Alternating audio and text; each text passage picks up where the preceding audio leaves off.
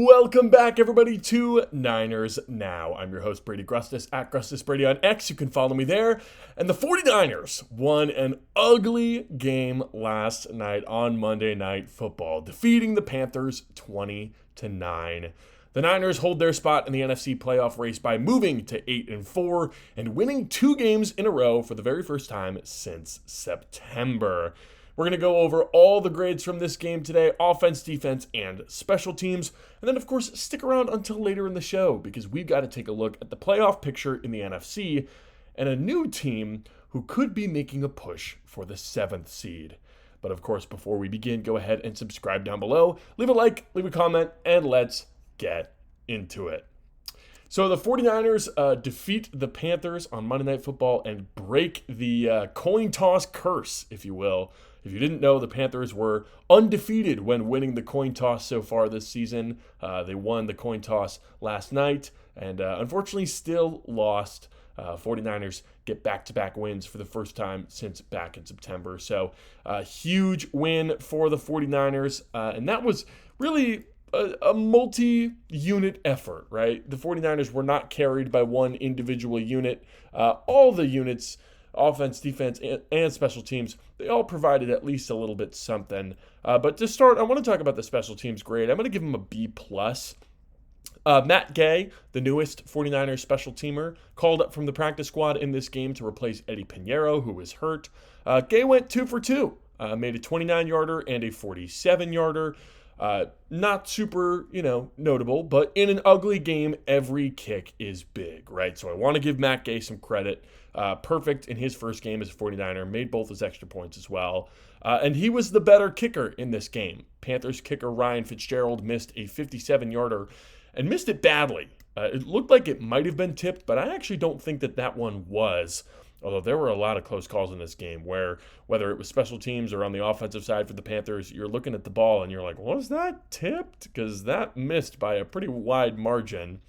I don't think that 57-yard field goal by Fitzgerald was tipped, though. I think that was a good old-fashioned miss. So shout out to Matt Gay for winning the kicker battle. And, hopefully he doesn't have to take any more than just a 29 and a 47-yarder for this team.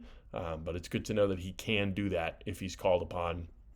In the return game, Sky Moore, another big return in this one. He's really turning into a nice player for this special teams unit. That trade is looking better and better with each passing week. He looked really rough early on in the year as a returner. He didn't know what he was doing back there. But especially as a kickoff returner, he's really started to shine, and I'm very impressed by Sky Moore in recent weeks. He's been great, and I'm happy to have him on the team. I think he's your returner. I think he's clinched that spot going forward. Also, on the coverage unit, Nick Martin forced a fumble on the kickoff, forced it on, I think, Trevor Etienne was the guy who fumbled it. Unfortunately, it was not recovered, but you love to see a play like that from Nick Martin. Coming in there with some violence, laying the hit, forcing the ball out, rookie-on-rookie crime. I love to see that from Nick Martin. He's really starting to flash on special teams. Had a nice play where he missed a tackle on a punt return at first, but was able to chase down the punt returner from behind for a minimal gain. So really nice job from Nick Martin tonight. Robert Saleh has said that Martin's got to master special teams before playing any defense, and it certainly looks like he's on his way to doing that. We'll see where Martin ends up by the end of the year, but it certainly looks like he's playing pretty well on special teams. The only reason that this isn't an A grade for the special teams unit, there was a pretty bad penalty on an extra point kick by the Panthers. The Panthers' lone touchdown of the day, they went for the extra point, and then Jordan Elliott touched a long snapper. That's an automatic unnecessary roughness penalty. It's a bit of a silly rule. We've seen it pop up a couple of times in recent weeks, but I get it. Defenseless player, the long snapper's head and neck is like completely exposed on the long snap, so can't touch him. Jordan Elliott very clearly did. Gave them, instead of an extra point try, gave him a 2-point try. And while they didn't convert that 2-point attempt, still not a penalty you want to make if you're a 49ers special teams player. So Jordan Elliott got to be better on that front. Although largely, not just for the special teams, but for the entire unit. I believe it was only 3 penalties on the day for the 49ers. It might have even been 2, if I'm counting correctly. Really nice day from the 49ers in terms of penalties. Keep that up. Now let's talk about the offense, right? Special teams was good. Offense was a little less so. The opening drive was great. Went 17 plays, 72 yards, nearly 9 minutes. It was their longest touchdown drive of the entire season so far. It was the first opening drive touchdown the Panthers have allowed all season. I thought it was perfect, like ball control, time of possession offense. I was really, really happy with it. Lots of key third down conversions. And then Brock Purdy throws 3 interceptions. The first one, all right, so we got to walk through each one separately because I do think these were all different sort of plays. There wasn't one sort of sweeping decision or sweeping generalization you can make from these. The first interception was a risky decision, I'd say. You have Jennings, who's got some pretty tight coverage on him over the middle of the field. It was the first play of that drive, and the 49ers were inside their own 20-yard line. So that poorly thrown ball, which ended up being intercepted by J.C. Horn, was not great, right? You can argue the decision-making. I think Jennings was open enough to at least try the pass, but obviously not thrown well. J.C. Horn was able to jump it, picked off, right? So I was okay with the decision. If you're not okay with it, fine. You could say arguable decision, but a bad throw. That's why that ball was intercepted. It was not leading him correctly. Just not a good play, not a good throw. Greedy for sure. The second interception, though, I think it was a good decision, right? And it was just a poorly thrown ball. Another one. That's why it was intercepted. It would have been a touchdown. Ricky Pearsall was open in the end zone. That's a touchdown if that ball is located correctly. And I know the argument is it's 3rd and 6. Brock's got an open lane for the first down. Why not just run it? I would have preferred a touchdown to a first down in that scenario. And I think if the throw is on, that's a touchdown. Like that is a makeable touchdown throw. And the issue is that it just wasn't made, right? So I do actually like the decision there from Brock. I just didn't like the throw. Another throw that was just offline. It was behind him. And as a result, it was intercepted. And then the third pick. The third pick was an unbelievable play from J.C. Horn. I don't blame Brock at all for that third interception. That's just a really good cornerback making a really, really good play. So there you have it. 3 interceptions from Brock Purdy in a single half. And that limited the offense greatly, I would say. Very good chance 49ers at least go over 30 points in this game, if not for those interceptions. Was not a good showing from Brock Purdy whatsoever, at least not in the first half. But in the second half, he did tighten up. He stopped getting greedy. He was taking what the defense was giving to him. And I'm going to commend Brock for making that adjustment at halftime, right? Sometimes it takes until the end of the game, takes until next week to sort of make that adjustment in mentality. But Brock was able to really rein it in at halftime, middle of the game, was able to, stop being so greedy and win the game for the 49ers. Because I think if he kept pushing the ball down the field and kept taking those chances, it would have led to some more interceptions and the 49ers might have lost this one. But instead, shout out to Brock for course correcting and leading the 49ers to a W. The run game was good in this one, I think. Brian Robinson, man, I got to tell you, he's pretty valuable for this team.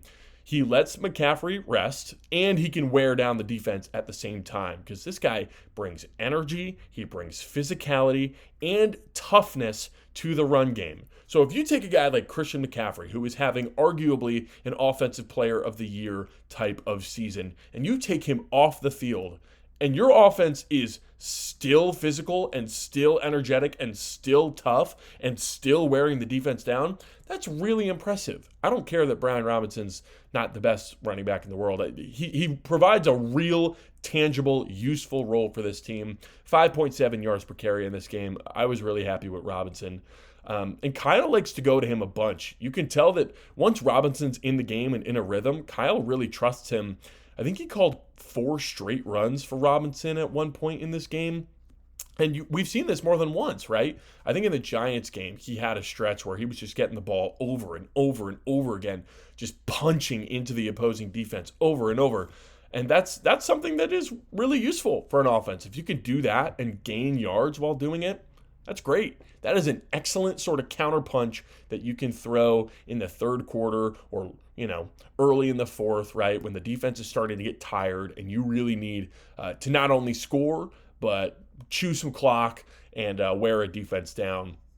And then, of course, McCaffrey, right? McCaffrey gets the touchdown in this game. Beautiful blocking on the outside, really all game long. Derek Brown was largely contained. I thought the run game was fantastic. Going to shout out Jake Brendel in this one. He had a couple of highlight blocks, and I noticed that from the broadcast angle. Can't wait to actually get into the all 22 and see how the run blocking looked in this one.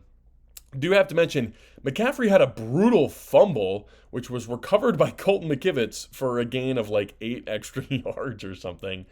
That was an awesome play by Colton McKivitz. Heads up play. 2 different Panthers had a chance to fall on that ball, but it was McKivitz who ended up with it. That would have been a back-breaking 4th turnover for the 49ers in this one, and that would have been awful if the 49ers lost the ball on that one. Because I think that was the drive after Purdy's 3rd interception. It was like everything was just falling apart. McCaffrey fumbled the ball, and then McKivitz lands on it. So I think, great play by McKivitz. Run game was largely good. There was that weird fumble, obviously, but largely good. George Kittle and Juwan Jennings looked great through the air. Jennings had the touchdown on the first drive, of course. He was bouncing off of Panthers. He just wouldn't go down. That was a great play from Jennings. And he looks a lot better now that he's healthy. Maybe he doesn't have 5 cracked ribs anymore and a high and a low ankle sprain. Jennings was the source of a lot of negative plays for this offense earlier on in the season. But no negative plays in this one, man. He was positive. He was one of the best 49ers on the field tonight for the offense. Came up big in some big spots. George Kittle, obviously fantastic. He was getting open all night underneath against this Panthers zone coverage. He was dicing them up. I loved it. I will say, too, about Jennings. He, of course, had the post-game scuffle with Trayvon Merrick. And it looks like he took a shot to the, below the belt, we'll say. So if Jennings ends up fined or suspended, I don't think that's justified. I think Juwan Jennings was more than justified for having some words with Trayvon Merrick after the game, because that was an absolute cheap shot by Merrick, trying to get a hit in below the belt on Juwan Jennings once the game was basically over already. Not great stuff. Not a great look from the Carolina Panthers. Hopefully Merrick is, reprimanded for that. And listen, end of the day, I'm going to give this offense a C+, right? 20 points against Carolina, it's not promising, especially when you go on the road, 10 a.m. start time to face Cleveland next week, who just had 10 sacks against the Raiders. But winning a football game when your quarterback throws 3 picks in the first half, it's not easy to do. The offense set the tone the entire second half, and they were really able to bring this one home with, like we were talking about in the preview, ball control, time of possession offense.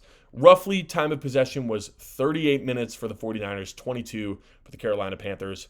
That's a recipe for success.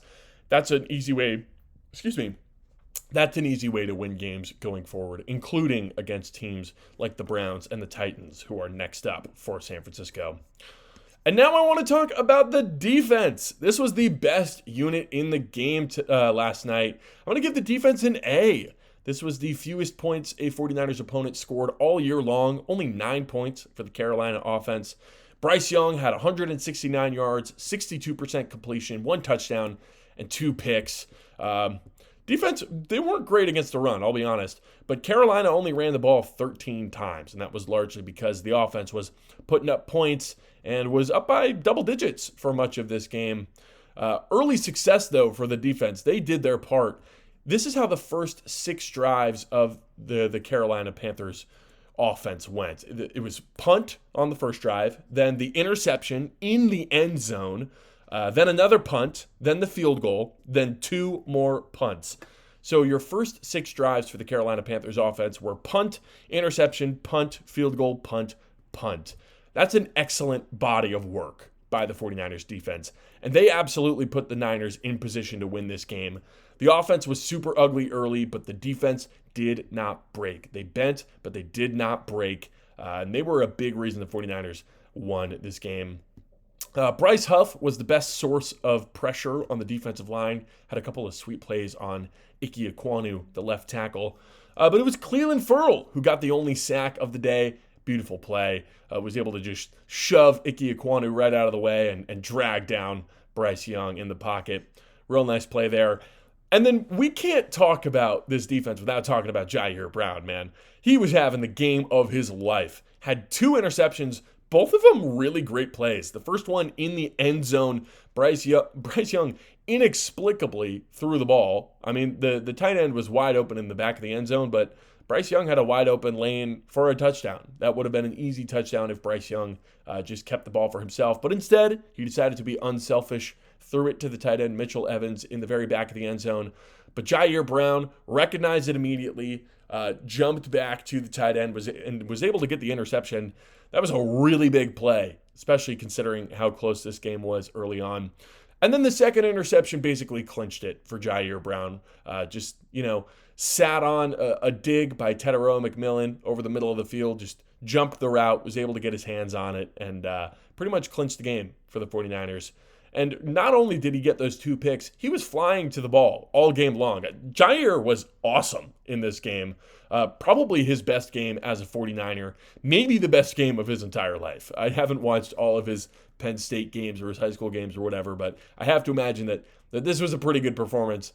And this probably stacks up with some of his other games. So shout out to Jair Brown. He's gotten a lot of flack from the 49ers fan base, myself included. So I want to give him credit when he's playing super well. Jair Brown was awesome on Monday night. And the Panthers offense went 1 for 7 on third down, right? And that's a big story in this game. Third down dominance for both teams. 49ers were about 50% on third down. That's really good, but that also includes some late game third downs that game was pretty much over already. And they, like that 3rd and 18 they had in the red zone or whatever, where they just ran the ball with Brian Robinson. Like, it counts third downs like those. So the 49ers were great on third down on offense and on defense in this game.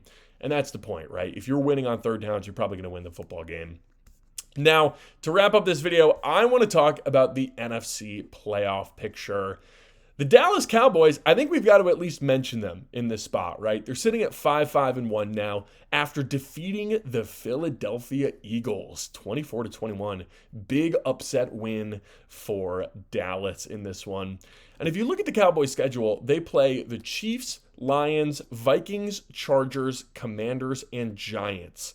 It's not an easy schedule, but there's certainly some winnable games, especially if their offense can continue to look dynamic and explosive. I mean, Javonte Williams has been awesome all year long at running back.